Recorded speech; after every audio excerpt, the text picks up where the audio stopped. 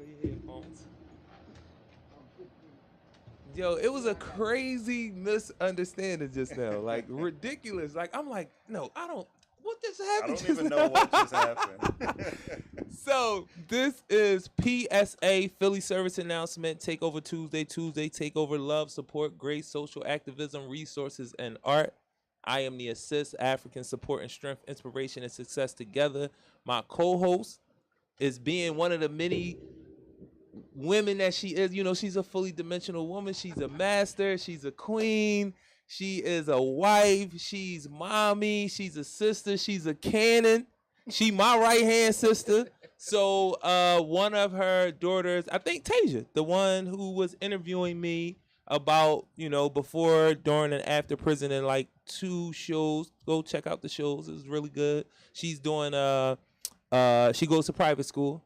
I like to always put that out there that she goes to private. I have to make sure she understood. You know, this costs a lot of money, right? Because you know, I've been around children who've gone to school that cost money, and they move as if the school doesn't cost money. And then for a child like me who went to schools, really good schools, amazing teachers. I'll tell you all about it a lot on the show about, you know, me feeling like that I had the last group of revolutionary teachers when I went to Meade Elementary. You know, that was a very, very great experience for me. But she goes to private school. She is doing a school project on the criminal justice system, and they have like this metrics that they have to go by, where it's something like you have to judge it, then you have to.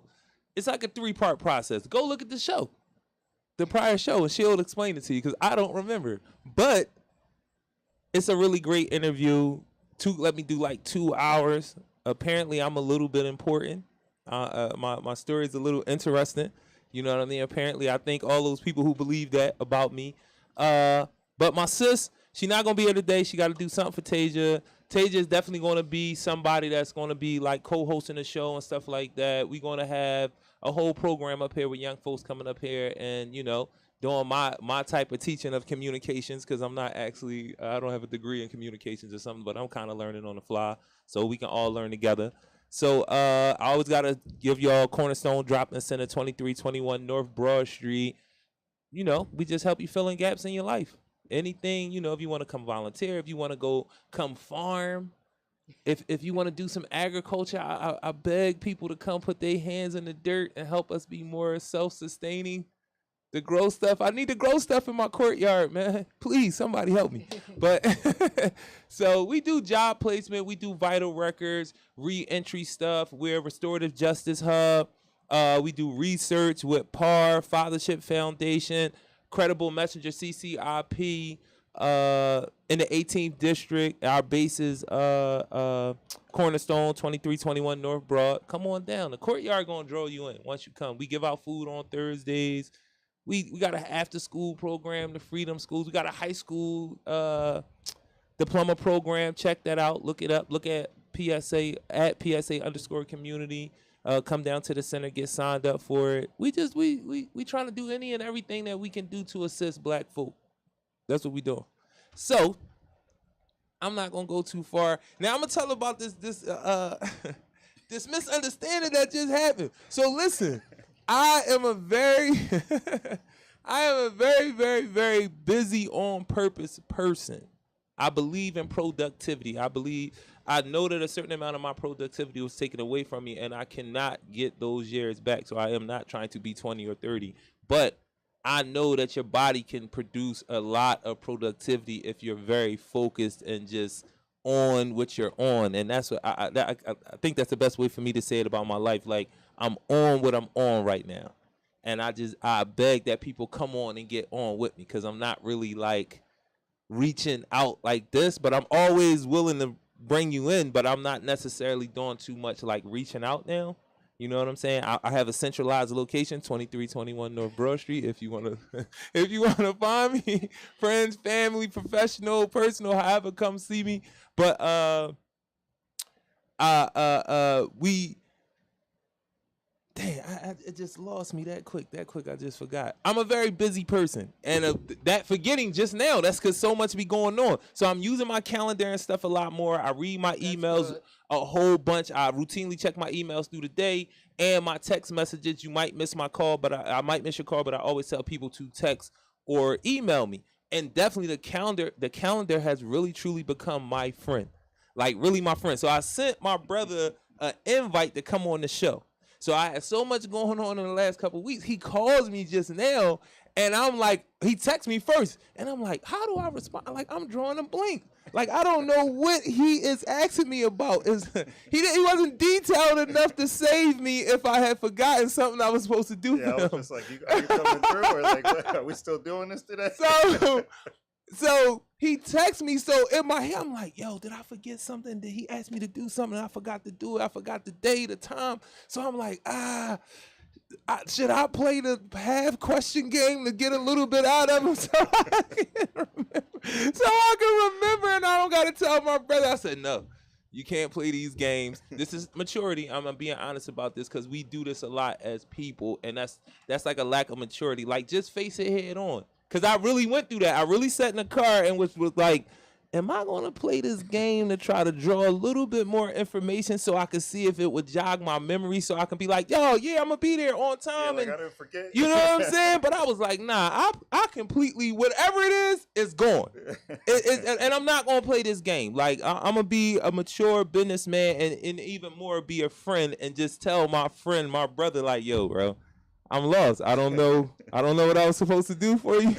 You know, because when we talked, it was like the awkward silence, Jordan. I never had that with you. Like, I was confused because I thought I misheard what you said. Right. So I thought that you said you were at a show. Nah, I was pulling up to the show. Yeah, because I was right around the corner. Because I got caught on the E-way and everything coming from the hospital. You know, the ancestors got my baby, so I don't have to be worried about it. You know what I'm saying?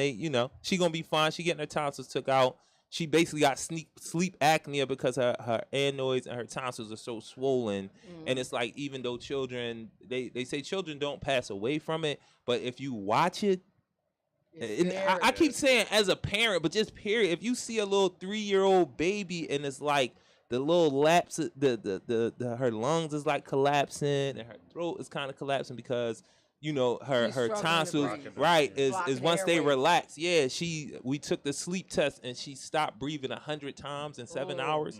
You know what I'm saying? And so it's like we understand what's going on with the processes. And then it's even a thing where they was explaining to us, like, we don't take the whole tonsils out anymore. It's like we always leave a part because recovery is better, and the hemorrhaging, stuff like that won't happen. It goes down. The rate of, I think he said, like, infection is a little higher. No, for them to grow back, it's a little higher. But he was like, having complications again, I'll take that versus the bleeding, because that can, we all know what can happen. But the ancestors got her, a whole bunch of people praying for her. So we all good. But I completely forgot what my brother needed. And I was like, I played this whole thing in my head. And then I said, you know what? Nah, just calling, asking what's going on. The call was like, nah, I was like, something else is going. Like, after that, I said, nah, I gotta call back. This is not sitting well. I go to the email and I said, oh, invite to the show. I forgot about the invite to the show because it was so many things happening over the last couple of weeks with the show, and Color of Pain and all of that. And it was like more people was asking me, like, oh, I'd like to be on the show, this, that, and the third. I've been getting a real uptick of people. I might be important, y'all. We might be on the cusp of something here. It might be. We might be on the cusp of something. That what you're saying is important. Listen, I'm trying to do something. I ain't trying. I'm doing some stuff. I'm not going to be too humble to the point where it's like almost like fake. No, we doing some stuff. And we being blessed to do some things. So what I'm gonna do, I don't want to ramble on too much more. Yes, but I want both. I don't introduce anybody on this show, so y'all have to introduce yourselves. And I'm big on who are you. So tell us who you are, and we can start with you, young lady. We can start with you. Gotta make sure. Let me move it over. So can they? We seeing the face? We seeing this pretty face? All right, there you go. My name is. My name is Evangeline Rush Castaneda. That's all of it. Generally known as Aunt Vanjie in this particular circle. Yes, and I was there when Jarue was born. is brothers and sisters too, for a matter of fact. But right now, I am retired, but I'm still on it. I've been an activist in one way or another my whole life, Right. mostly in politics and social issues.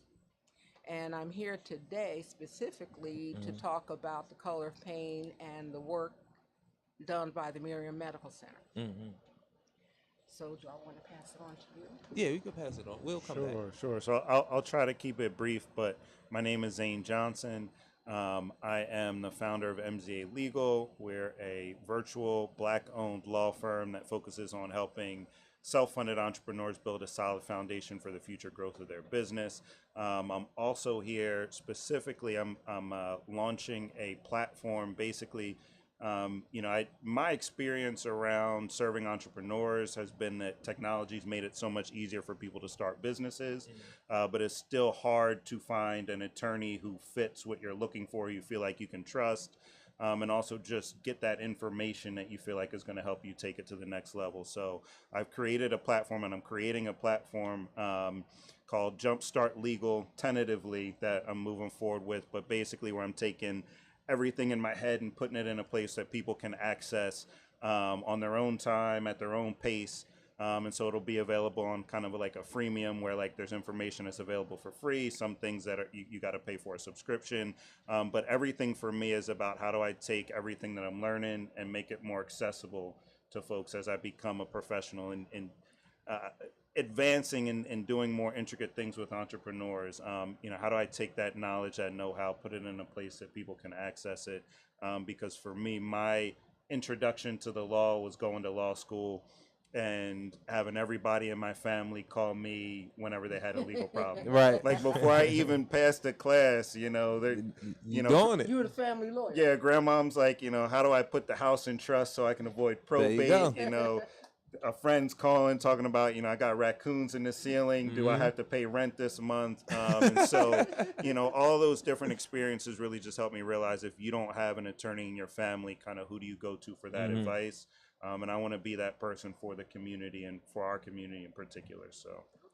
No, I can see that it's evolving though. It's evolving. I Always. see like Constant. everything because for a while he was a community lawyer and he still is. But I thought that was the dopest thing ever. But then it's like, nah, I got a bunch of other different type things I could do with this legal stuff. But before we get to that, because we got medicine, and last week we had medicine and politics. We had two strong institutions. Now we got law and medicine on here, and a little politics, And a little business. a little Yeah, business. business. So how did color of pain how did you get connected to that?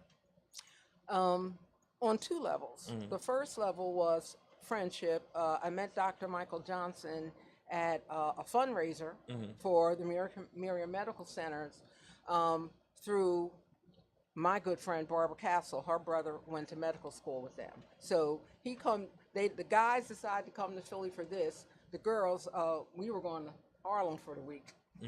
And so Dr. Clyde Cassell bought a table. So we went. Things work out the way they're supposed to, because 5 years later, I'm at New Life Missionary Conference, and who's the speaker? Dr. Michael Johnson, and he's talking about the 17 years he and his wife spent in Kenya as medical missionaries. So he's a doctor, he's a surgeon, but he's setting broken legs, delivering babies, you name it, in rural Kenya. Okay.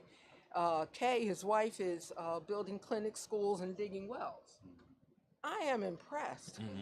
I am impressed with these people.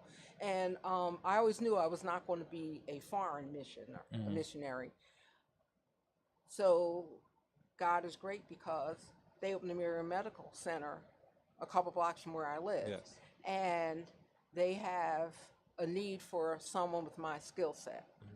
So I'd have an opportunity to help them help Black people where I grew up. Right. So, and they're just good. Nah, they You are. know, I they talked just to him good. for 3 hours, and because I was like, I gotta see this. You telling me it's some free healthcare around here, and it's black people doing it, black folk doing it, and their mission is just like, okay, it's 48% black in Philadelphia. Those are the people who have the biggest need. We need to make this happen. And oh, by the way, we are black people too. You know what I'm saying? So that make it important too. But he he told me like come down to the clinic. So I go down there. It's right on 20th and Tasker. You know, and it's full serve. Like he's like whatever you need, we could take care of it in here. Like outside of getting prescriptions filled, he was like the healthcare that you have for the organization that you work for, he was like, to be honest, you don't really need it. Like you literally can come down here and get everything you need, dental, everything. He said the only thing you would need your provider to pay for would be medication. Where is my phone? Well, you know the code, right? All right. What I really admire is that, of course, Dr. Johnson, Dr. Neil Pitts, who's a pharmacist, teaches at Temple and the University of Sciences. His wife, Pat Ems, has 30 years experience as a psychiatric nurse and administrator. They don't get paid. They come, they walk in Wednesdays, no matter what your issue, your problem, what you think is an issue or problem, they're going to address it. And it's not a question of your insurance. Right. They're welcoming. Yes, very much they're so. identifying. I was there a couple of weeks ago for Miriam Springs Ahead, and a man brings his mother in, African, and I'm concerned because he's comfortable leaving her. So, well, how's she going to get home or whatever? Here comes the Johnson speaking full Swahili, Yes. addressing her as mama. Right. You know, all the cultural respect that we all understand. And I'm like, oh man, these people are something else. It's a funny thing because, like I said, I talked to him for 3 hours, and then a couple weeks after that, I went down there again, and I talked to his wife for 3 hours, and it was the same thing with them. Like they got phone calls while I was in there, and it's just like you said, it's very welcoming. Like it's like they talking to a homie or a girlfriend or something like that. And then they were also telling me like they have a lot of returning citizens coming there. So I've been like pushing it a lot for the Color of Pain, but also more so for Marion Clinic. And then they also let me know that they have another office on 12th and Spring Garden. So how did you get connected to during May 20th? Are you helping organize this? I know you have a lot of skill sets. Are you helping to organize it? Well, I'm kind of like secondary organizing because there are a number of mirroring events. Trauma, which is related to gun violence and how that trauma affects the community. It's not just the mother or the father. It's sister, brothers, cousins, and neighbors. Right. That'll be in September. So my focus initially was on Miriam Springs Ahead, but now I'm moving over to pain. But these are two things that I found most interesting about the need for this symposium. One of them is that people of color are assumed to be drug users, or this happened to me where I went to my doctor because I had pain in my knee, and she was on vacation. So the guy that was covering for her assumes I have drug-seeking behavior. I wanted Motrin, okay? Drug-seeking behavior. Yeah, and he offers me Tylenol with codeine. And I say to him, I don't take that because, number one, it doesn't work. Number two, it makes me sleepy. Right. I want ibuprofen. So, we have a little discussion about that. The other thing that concerns me about pain is I met a lady in her 80s a couple weeks ago who told me she's in withdrawal from tramadol. And I'm like, withdrawal at 80, whatever? She had pain after surgery. She got this prescription, and then for years, this prescription was just renewed. Right. over and over again. And if it hadn't been for her children keeping an eye and then coming, to the doctor said, Miriam, Right. this woman is an addict.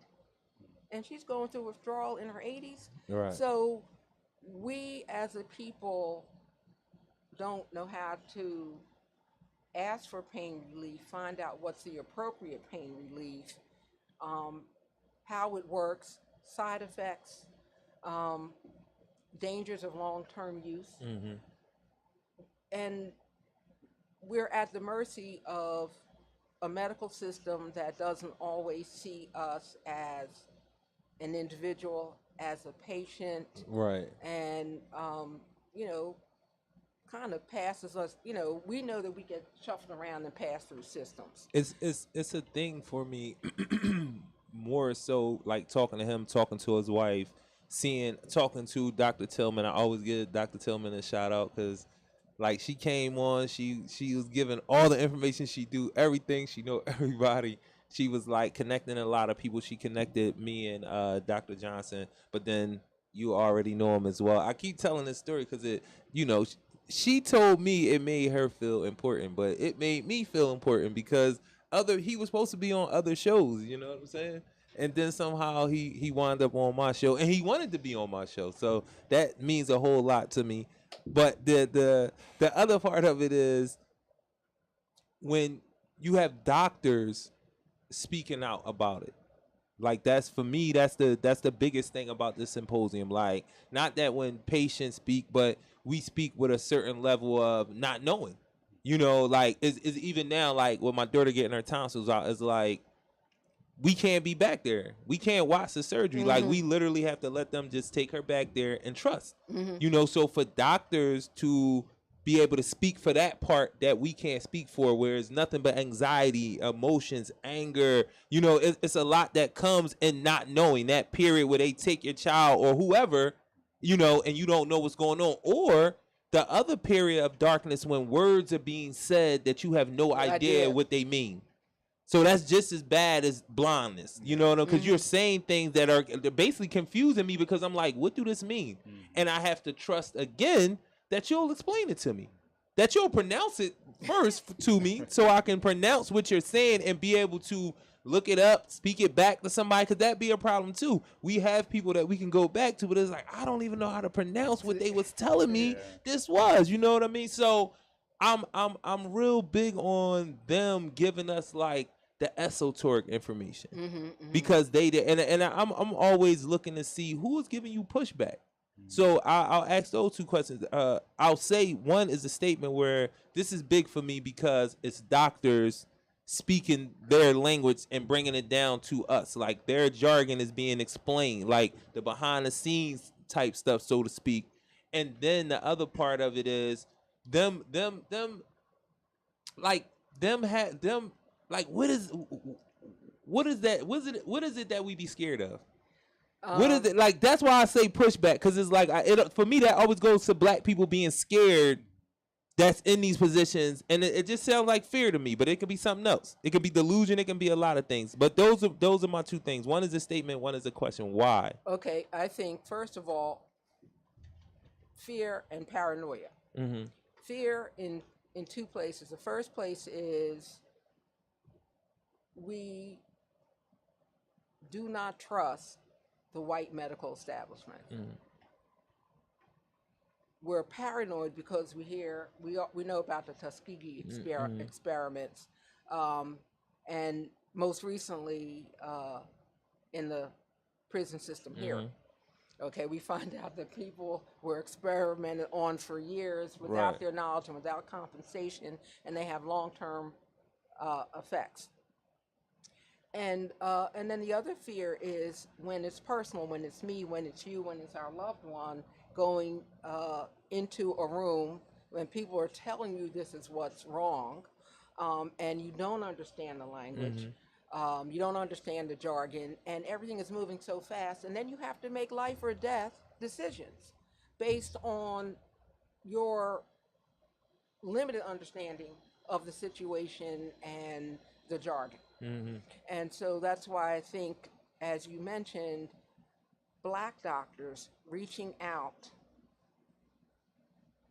focusing on issues. Sometimes we don't even know their issues. It's just a blessing, and Right. I don't think there's anything more important that black doctors or black lawyers seriously can do, because I'm a person who has language skills. I've always loved it. I'm a big reader. I, Yes, I yes, she is, ladies and I've gentlemen. never had trouble with the Bible or Shakespeare Right. ever. Um, but I see it every day, whether I'm a student or a teacher. I see, as a people, our limited understanding, and that's compounded by people not wanting to take the time to explain to us what's going on. Right. So um, I don't think there's anything more important than what Dr. Johnson and Dr. Pitts and the people in Miriam are doing, which is breaking down not only barriers to care, but our knowledge and understanding of the care we are getting and the care we need. Now, this is a question that I asked him, uh, and I asked Dr. Pitts too. Do you think it's getting enough exposure? I mean, so this is how I look at stuff all the time, even in the context of myself, and I think we more Philadelphians should look at things, especially Black Philadelphians. This is the fifth largest media market in the country, and media, as in, this is money can be made because of exposure. You know what I'm saying? Most people understand media markets from the standpoint of entertainment, but across the board, any business that can come and be able to promote even our local news is like national news if you compared it to other cities based on their media market. So you telling me Philadelphia is the fifth largest in the country of 50. And America is doing what it's doing as empire, but it's still a very powerful nation. It's still very influential. It's still a lot of productivity and monies and all of those good things. So you saying the fifth largest city in America, I mean the fifth largest media market in America, the second largest city on the East Coast. Every problem, anything that goes on in this city, of that, like when you have people from the institutions explaining what's going on with the institution. Like, I feel like it should be talked about more. I feel like this symposium, and especially when you talk about these are doctors. So I look at doctors like high-ranking officials to a certain extent, especially when you talk about surgeons. And you know what I mean? This is a specialized thing. Everybody can't do this. You know what I mean? Like, I don't care. And then you're talking about, just to get then you're talking about people who had to get to this height with plenty of barriers. You know what I'm saying? So now you get here. So for me, we're talking about high-ranking officials sending out like a call to arms, so to speak. Like, forget awareness of it. It's like, we're telling y'all this is a problem in Philadelphia on Broad Street. I just feel like more people should, like, I feel like 29 should have did. Maybe I missed it though, because I haven't been watching the news like that. But I just feel like, especially Black outlets in this city, because in a large media market, you tend to have more Black outlets, Black news, Black bloggers, you know, just based on what goes on in this city, and this city having 48, 49, something like 47% Black folk. So I just feel like it should be more support, and I haven't seen it. Not that I'm doing anything special, but I'm just saying, I just think an issue like this should have more support. So do you believe that? Do you understand why it's not? Is it? And I'm not getting the information. Like, No, I think we know that it is sensationalism that sells. We know that the news bite is what, 5 seconds or whatever. The the news comes on and it's this happened, that happened. Right now, the big story on Action News is that Doc Rivers got fired. Okay. oh wow, man, I didn't even see that. You need to tune in. Dang. I be in these streets though. I'm a real tomboy. Like, that's why I ain't been catching it. So when we reach out to the media, we're in the same set as a local community organization that's having a garage sale or a flea market. So our biggest opportunity is on the weekend for a slow news day. And if we have a headliner, then we might get some attention. But the fact of the matter is, it breaks down to money and newsworthiness and the advertisers. And the advertisers are not particularly interested in anything that's going to benefit us as the people unless it is they're advertising a product that we might buy as a result of being they're being exposed at our event. Right. Okay. By the way, that is May the 20th at Zion Baptist Yes. Church, 9:30 a.m. Yes. Breakfast and lunch are included. Yes. So 3600, right? 3600 600 North Broad Street. Yes. You know Zion's at Broad and Venango, where it's always been. All right. I'm just saying. I want the people to know because they need to come. They need to come by. Like, and you need to call 267. Your cell phone's in your hand right now. 267-674-8187 to register, and I'm going to tell you that again before I leave yes, here. yes. She knows how to do this, ladies and gentlemen. It wasn't like people be coming on here and fake being nervous and stuff, like to make me feel better about what's going on here. I'm nervous. I was nervous. She, yo, we have to have you on another show because I have a lot of questions. I have a lot of questions that we need to parse through. But I have my brother on here who I just completely forgot that he was supposed to be on the show. And when he asked me, I think now, the more I think about it, I think he did that little thing with the text message to mess with me a little bit. But it's cool because he was like, dude, he probably forgot. This boy probably forgot. So, but one more time, let them know who you are real quick and let us know what you're launching because we're trying to slowly but surely pull him into the fold too down at Cornerstone. Yeah. So again, my name is Zane Johnson. I'm an attorney. What I'm launching now is a platform, which again, it's tentatively called Jumpstart Legal. Mm-hmm. And basically within the next week, hopefully in the next couple of days, we'll be launching like a beta for it. And really it's taken a lot of the content that I've been creating for like Instagram, YouTube, putting on LinkedIn, that sort of thing, which is informational in nature. So it's like I do like a short little, typically 90-second videos called It Depends, where I basically break down a commonly asked legal question and I give the typical lawyer answer, which of course is it depends.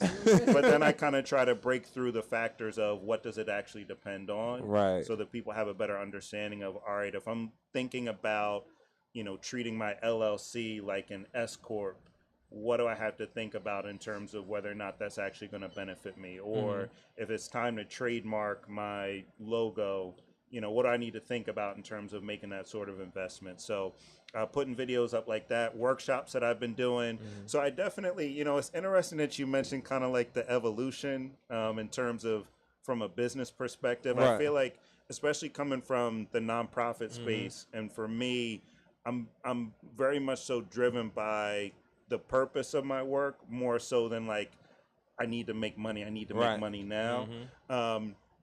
But I also see that the reality that I've constructed for myself isn't necessarily the reality that everybody else lives in. Right. So like where I see that like, the work that I enjoy doing in the community is very much so connected to the work that I do for profit through my firm. Other people don't really see or kind of understand that. So when I talk about, so for example, on Instagram, I've shifted very much to just focusing specifically on the things that I do from a business perspective.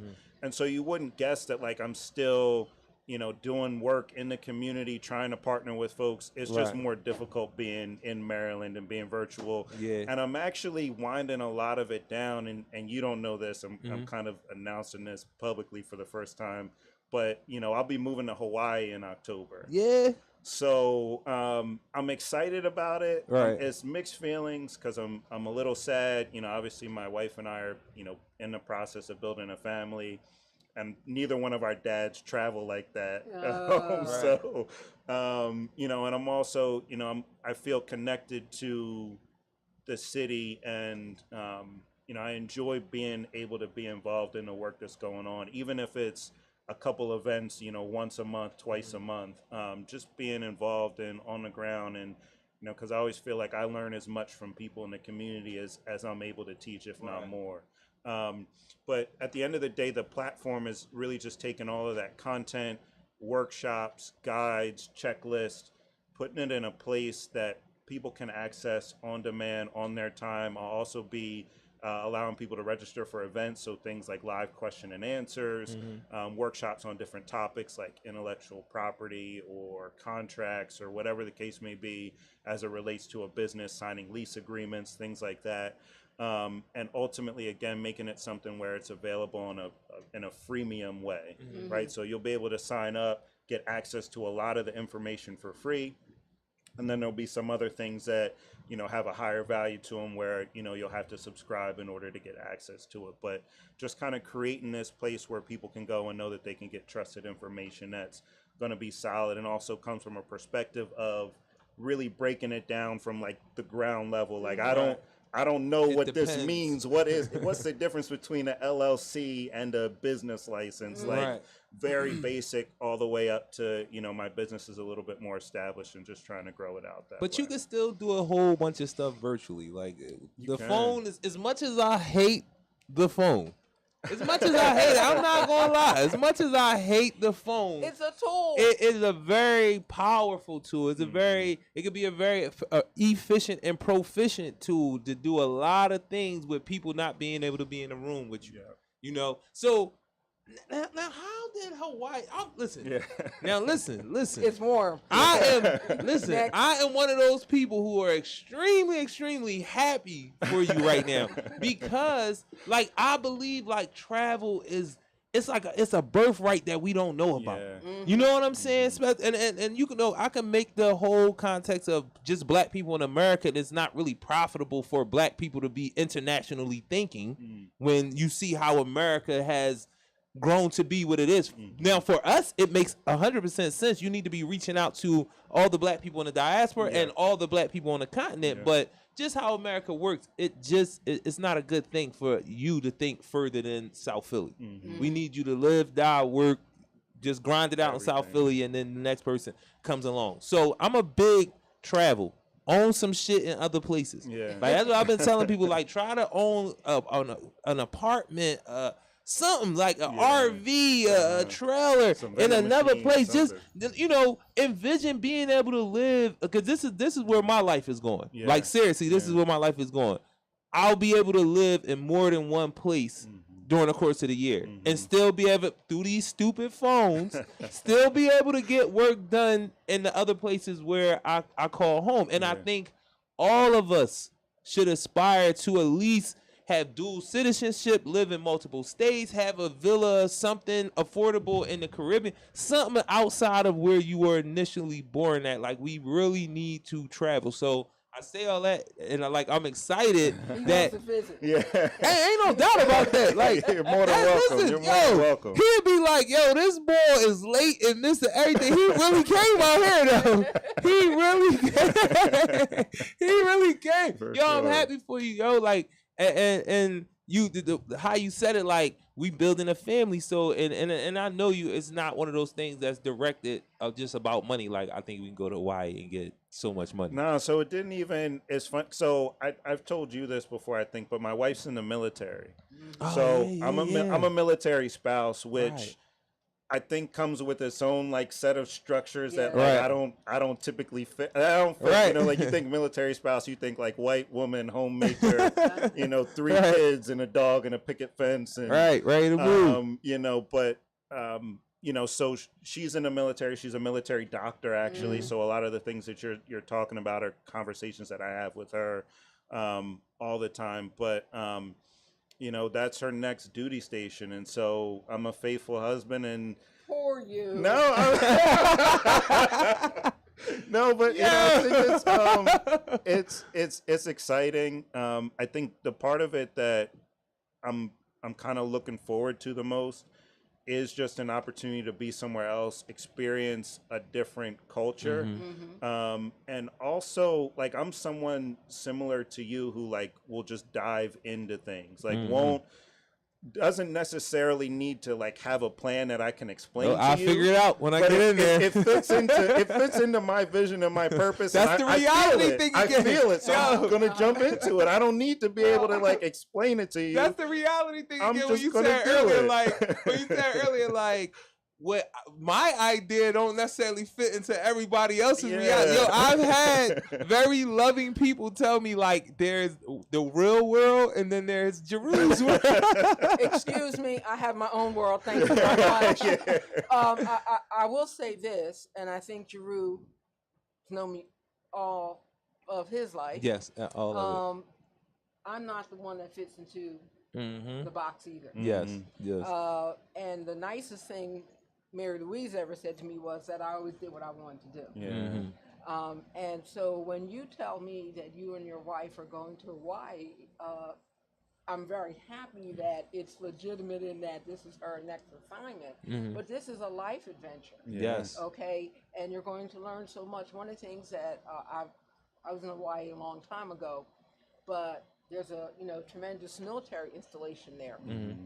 And of course, I was with my beautiful friend Jackie, but we were literally celebrities because we were black women from stateside.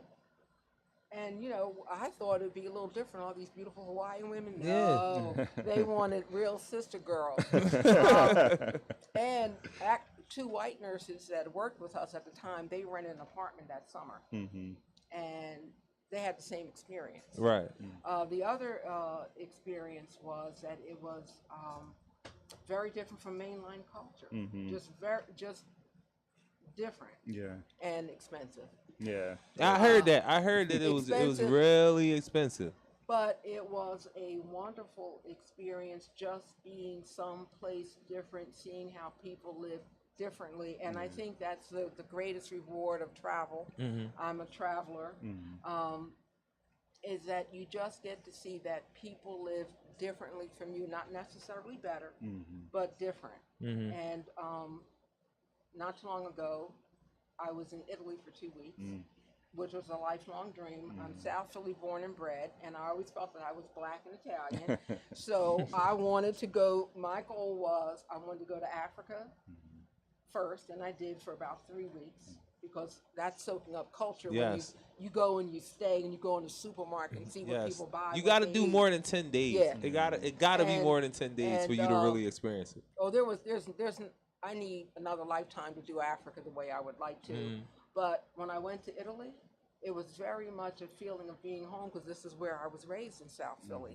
I saw Italian water ice, and I was like, ran down the street. So that's a crazy so cool. Yeah. Because we very close, very, very close on that.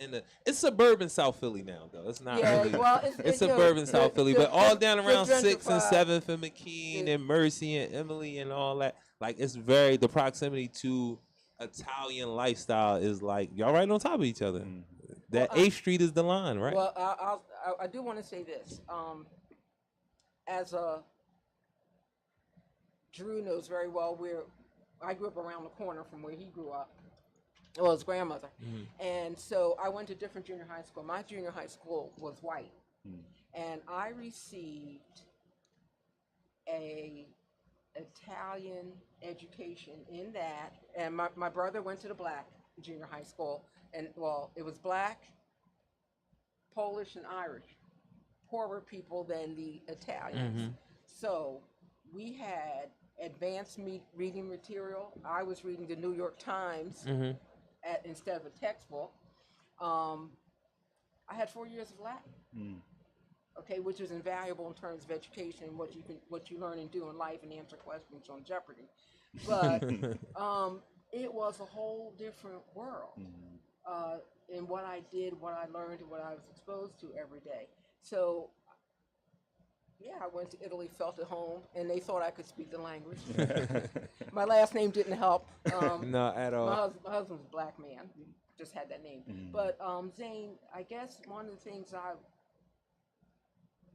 would like to talk to you about is, did you say you do like business development, business help? Yeah. So I work with entrepreneurs. My experience with that, I worked at the Ogons Corporation. We did small business development. And one of the things I found with so many of the African American entrepreneurs were they knew their product, they knew their service, they didn't know how to run a business. Yeah. Yeah. What is the biggest? Because I know you said it a lot. You broke different parts of it down, but what is the most commonplace thing that you hear? I think it's not hearing anything is really what I would say is the most commonplace. Like, I feel like, and I read a statistic the other day, and I'm probably gonna get it wrong, but I think it was either 40 or 60% of like new black-owned businesses were started by people, or have been started by people under 40 in the past year. So maybe it was 60%, because that might be where I got the 40 number from, 40 years old. But so there are a lot of younger black people starting businesses, trying to take advantage of the opportunities that are out there. But honestly, like, I don't hear from a lot of people just in general until I'm introduced to them through someone else. Right. And so I think that there are still a lot of pockets where people do business just based upon, you're going to go, when you have a question, you're going to go to the people you trust, the people you know. You're going to ask the people who have done it before. You're going to say, okay, so-and-so started a business, let me ask them. And if they never talked to or worked with a lawyer before, then they're not going to tell you to go talk to a lawyer, because they started their business and ran their business without that. And so I think that at the end of the day, when it comes to building wealth, which I think there's layers to talking about the extent to which that's problematic or good and all those different things.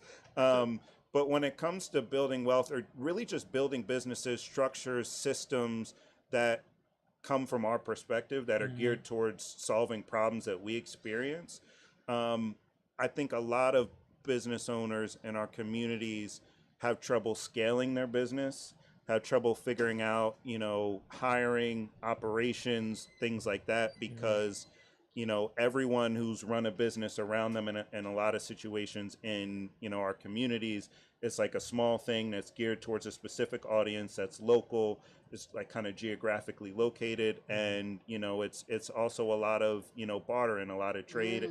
And it's really just figuring things out, because it's based off of a need to survive in a lot of situations, right? So I think that really when it comes to, for me, figuring out how do I help entrepreneurs, and how do I help black entrepreneurs in particular build businesses that can scale and that can solve the problems that we experience in our community at scale.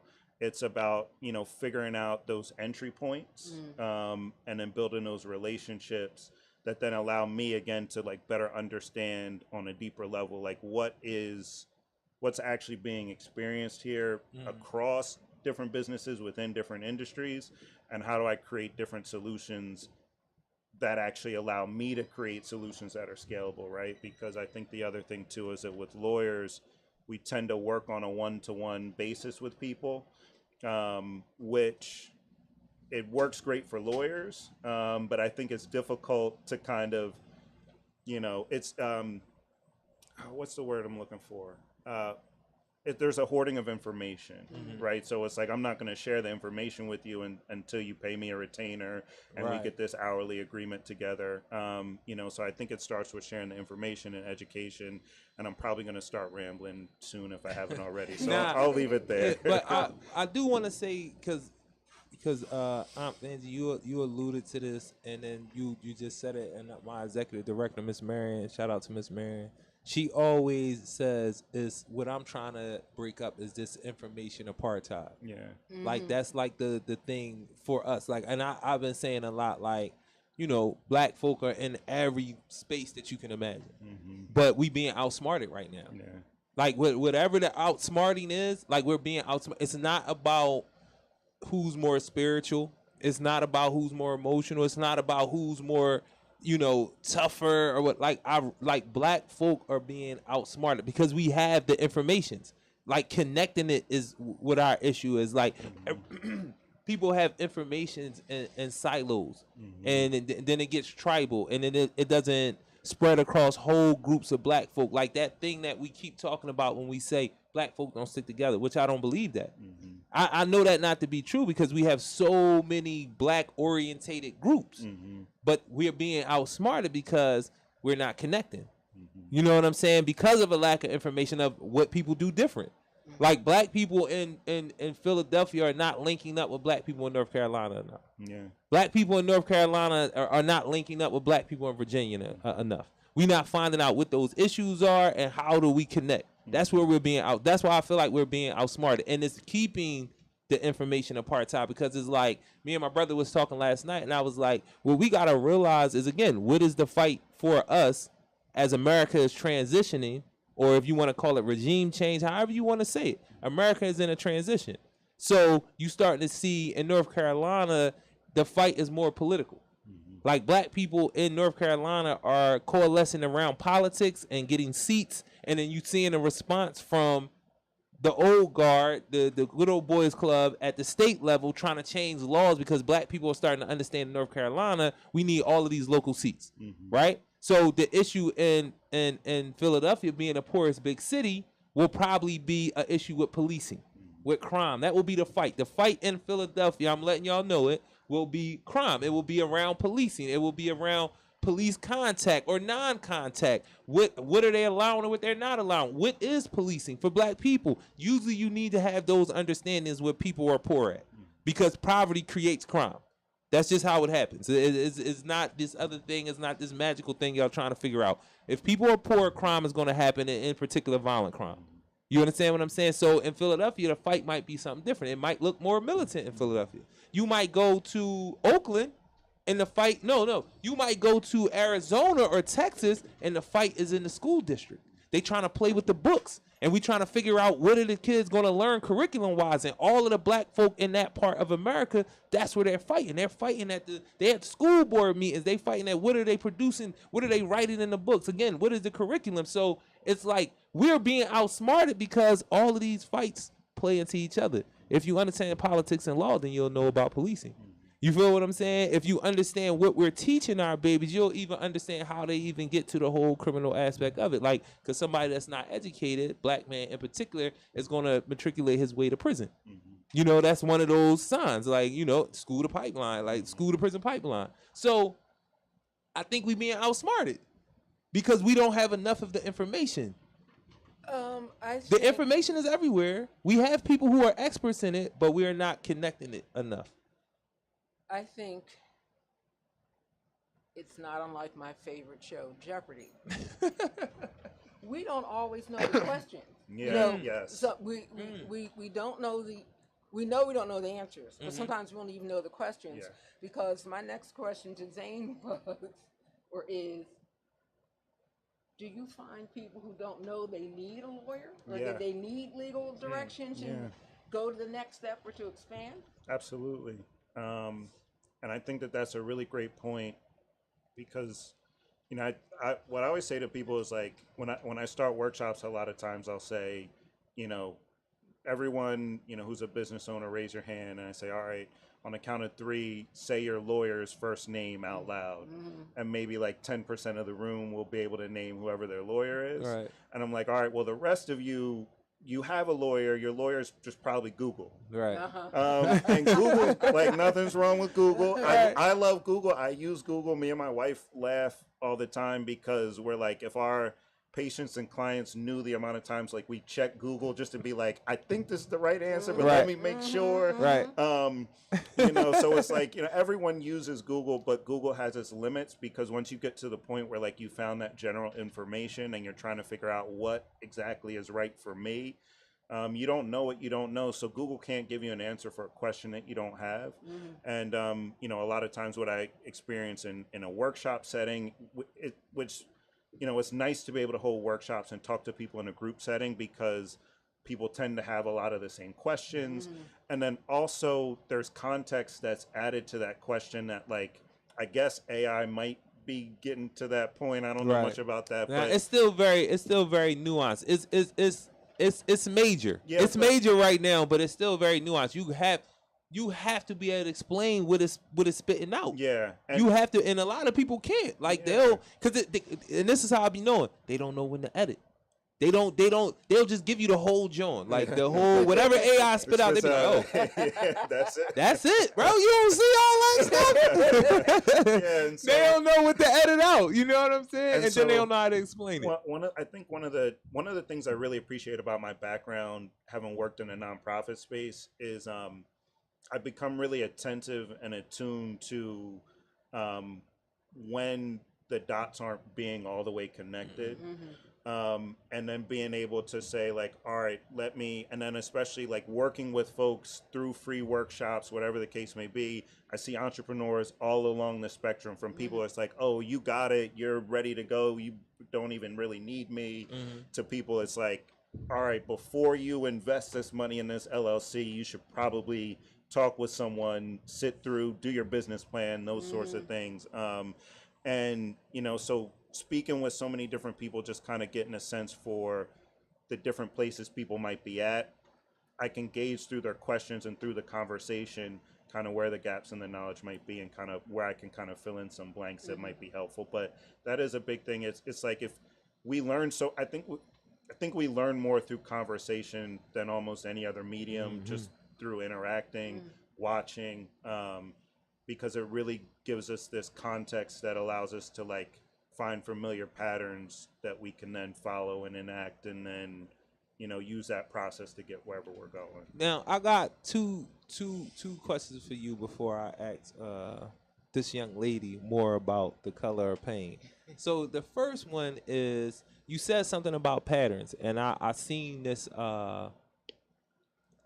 like old like lecture on getting wealthy. You know how they do? They had the motivational speeches about wealth. This dude, black and white Jones, looked like he was probably talking to Rockefeller or something. You know what I'm saying? But anyway, he says something that was very profound. I remember I was riding the bus late at night. You know what I'm saying? And I remember it just keeps bringing back to me. Said most people will never get the success that they think that they're supposed to have, because they don't understand patterns. They don't understand their patterns. They don't understand that we all move by patterns. He said, but if you want to have that breakthrough, you have to change one of your patterns. And I always use the example of a young lady I know. She was saying about being late. Her mom was really, really late. And you can see the dollar and cents that you lose when you are late as much as, like she was saying. And then one of the things that registered in my head was like, okay, you have a doctor's appointment, you drive there, however long it was, you get there, you late. And you got to make another appointment. You probably got to lose another day of work. The gas that you spent to drive there and drive back, and now you have to do that again. Hopefully you on time this time. And then just in that little small joint, I'm like, damn, you just lost a lot. You lost time, because that time that you were late getting together, getting there, not getting it, and driving back, you could have been doing something else productive outside of what you lose in work, gas, so forth and so on. So I clearly understand the loss and being late. So what she wound up doing was, she got like 5 alarm clocks. She got like an alarm clock to like wake her out of her deep sleep, and then she got an alarm clock to let her know that she has to get up from the light sleep that came after the deep sleep. Then she got an alarm for getting in the shower, how long to be in the shower. She got an alarm to be downstairs, and she got the alarm for how long it take to cook the food. And then it's like that last alarm is, no matter what's going on, you have to leave the house. You have to leave the house. But what it has produced, it's clear. You can see it. The amount of time she's been at her job, how successful she is at her job, just by changing that one pattern.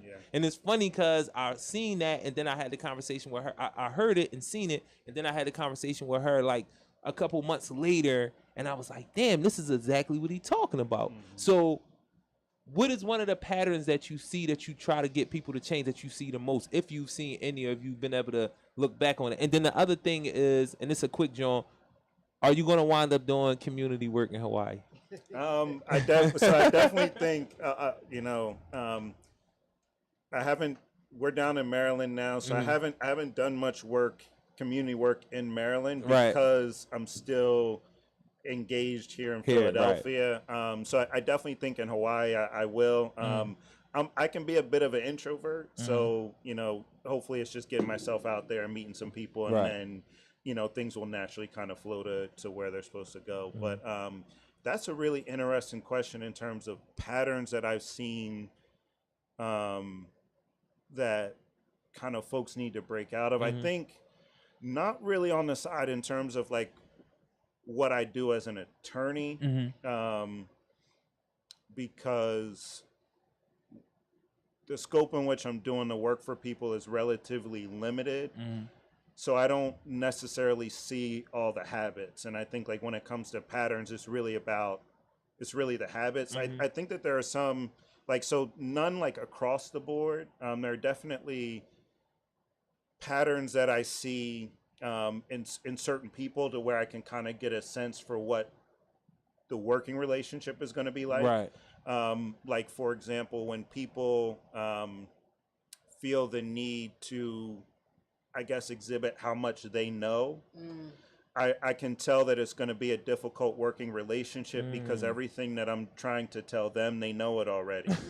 So it's kind of like, or they think they know. they think they know it, and so it's like, you know, I can even if I correct you on something, it's like, okay, well, and like also, blah, blah, blah, and it's like, okay, like, you know, so it, you know, there are certain things that I notice to where I can tell, you know, also like another one, I can tell if someone's going to be probably a difficult client to work with and maybe someone that I might want to steer clear of if when they call me, everything that's happened up to that point is someone else's fault. And that's one that I've learned to kind of look out for in terms of, you know, if they, you know, everything that's happened, even if I can kind of get a sense for like, okay, maybe this is something that you should have done differently, because that's another situation where even if I make a suggestion, it's going to be hard for you to implement that because you don't necessarily see where you're accountable for whatever has happened. Last one is, I definitely steer clear now of people who are in a rush to sue other people. Right. And you know, I think Right, you Like, hold up. that probably don't sound right coming from a lawyer. Right. Like a lawyer should be running towards the people who want to sue people. You know, but for me, one, I don't enjoy being in court in a civil context. I still do some expungement work. I've had to wind it down because obviously I won't be here, but and I enjoy doing the expungement stuff because of the empowering nature of it. It's an opportunity for me to step into court with someone who probably never had an opportunity to be heard in court, and they get to step in there and say, I'm asking for you, judge, to remove this from my record so I can move forward and do all the things that I've got planned for my life. So I love doing that. But like on the civil side of things, when you're talking about, you know, I've done the custody cases, I've done the child support cases, I've done the property dispute cases. I hated all of it because court doesn't, when it comes to solving disputes, going to court does not encourage collaboration. They've implemented, you know, mediation as a requirement. They try to get you to the table to talk, but at the end of the day, there's too much at risk for you to actually, you know, reach your hand across the table and say, let's figure this out together once you're in a court context, because everything you say could potentially give your opponent an advantage, right? And so when you're on opposite sides of the V, as we say, as attorneys, and you're battling it out in court, at the end of the day, even if you win, you're probably going to end up losing because either the amount of money you spent or the damage to relationships. It's just not, you know, so I don't really do any litigation anymore because at the end of the day, it's just not, it's not fun. It's too heavy for the soul, man. Like, I really was a part of that. Yeah, I'm like, we in here arguing about this. Like, we could have went, you know, to the restaurant around the street and just talked it all out. Like, let's be reasonable. And so listen, let and everybody. And it's a steady diet. I mean, it goes on and on. It doesn't and stop. on. No. So let everybody know. Tell people about what Own Some Shit is, and then give people because you're gonna be very virtual. Like people going so give everybody your addresses and all that, and give them a little synopsis on what Own Some Shit is. Yeah. So to just kind of, I guess, wrap it up and let you know. So you can find me online at mza.legal. That's the website. That's also what I am on Instagram. You know, I'm on LinkedIn, you know, and I'm just around. Like I said, the platform that I'm launching is called Jumpstart Legal. We're going to be launching the beta in a couple of days, as I mentioned, hopefully tomorrow, fingers crossed. But if you're interested in joining the beta testing period, which is basically you'll have free access to the whole platform for a month. to kind of let us know what you think we should add, what's most useful. Give us that feedback to kind of figure out how we build out a platform that's most useful to entrepreneurs of, at all different places in that journey. Then shoot me an email at Johnson at mza.legal, or you can go to the website again. It's mza.legal and fill out the contact form. And when I reach out and we get a chance to chat, just let me know you're interested in joining that. I'll send you the link to the wait list, and you can go ahead and join. I'll be happy to put you in with that beta testing period. But in terms of the shirts, I'm a creative person at heart. So I came up with the idea for it. I kind of started a podcast. I mean, really, and Jarue's been on it. Really, the idea behind it was really just having conversations with people who are doing entrepreneurial things, and I consider doing nonprofit and community work to be entrepreneurial, regardless of the way in which the way in which people tend to place that or look at it. It is entrepreneurial, and so just having people on there to kind of speak and get their perspectives on entrepreneurship and what they're trying to build and the challenges and the growth and all the exciting things. So trying to do a lot, trying to cut a lot of things that I'm doing out so I can focus a little bit more in on, some of the things that I'm really trying to grow and I see a lot of potential in, but those are all the different things. So, young lady. I need a t-shirt. No, I definitely got to get a t-shirt. Yeah, everyone keeps saying that. I'm like, I'm afraid. You gotta make them. I don't know how to. Come down. We'll put it together for you. Yeah, I need to just. I was sitting here thinking, looking at the shirts. I'm like, I should just ask. Yeah, then get some Jones popping. Don't forget the trademark. Yeah. Yes. So got to remind the lawyer to get a trademark. So it's funny how you end up on the show representing for something else, but I think it's very important. But we're going to bring her back, this young lady, this queen, my aunt, somebody that informs what 40, 50, what having friendship is. Like, I wanted to make sure I get this out on the show. Like, I tell people all the time, like, my mom had a bunch of friends who I all thought was like my mom, real sisters until a certain age. And then it was like, Aunt Benji not really related to us. What happens? Like, nah. But can I say something about that? The great blessing in my life is my friends. Jarue's mother, actually Jarue's aunt was my best friend in high school. And years later, your sister thought that your mother and I were the best friends. That's correct. I did too. These ladies that are my friends, my sister girls, we've been friends, Eve and I, since 1965. And her youngest brother thought that Val was his sister because she was in the house so long, right, forever and ever. And you can't beat it with a baseball bat in terms of, you got a business, we're there. Yeah. You got a death in your family, we're there.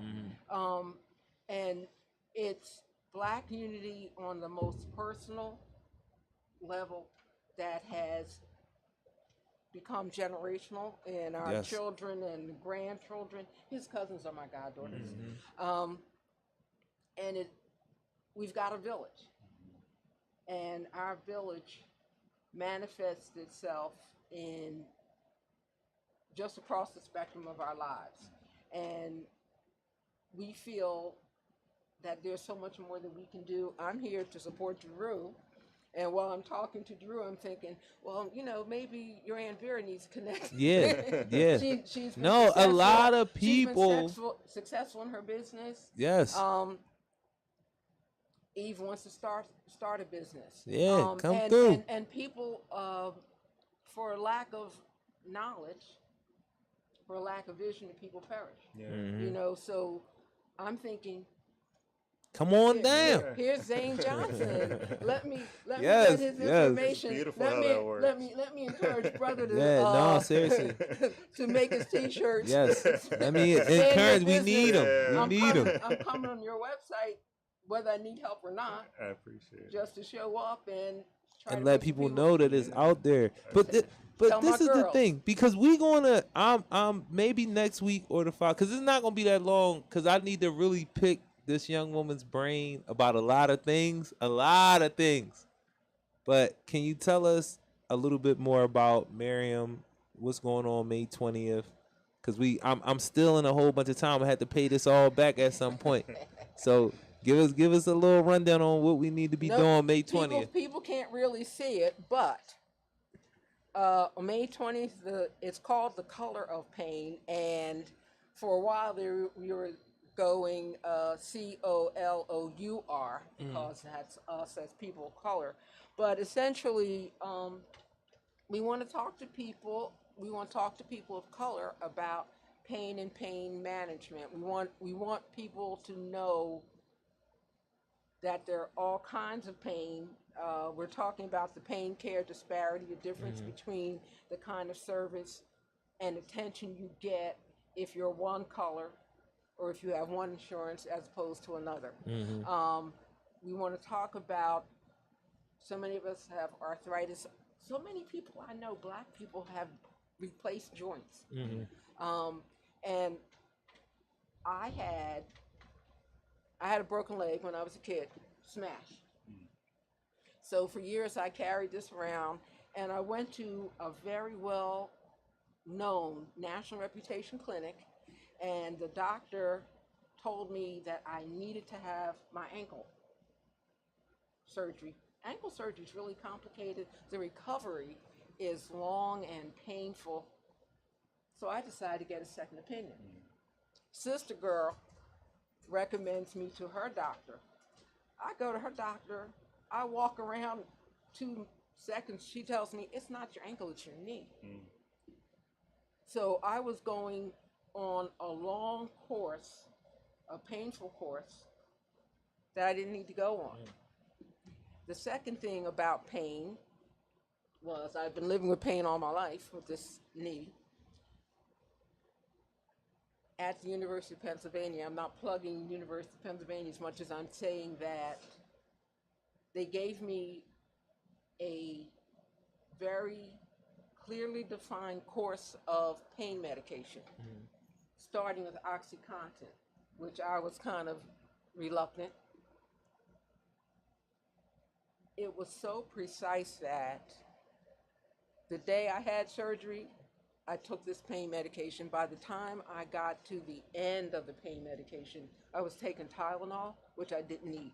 Right. So there was no need for me to get more pain medication. There was no need for me to get less pain medication. They had it perfectly calibrated. And this is what your doctor owes you. Right. You know, so we, as a whole, we don't think about that. We have a lot of diabetes in our community. Diabetes can evolve into eye pain, blindness, peripheral artery disease, Berger's disease, where your finger will fall off in the bed overnight. These are things that we don't know about. There's pain involved with all these things, all these conditions.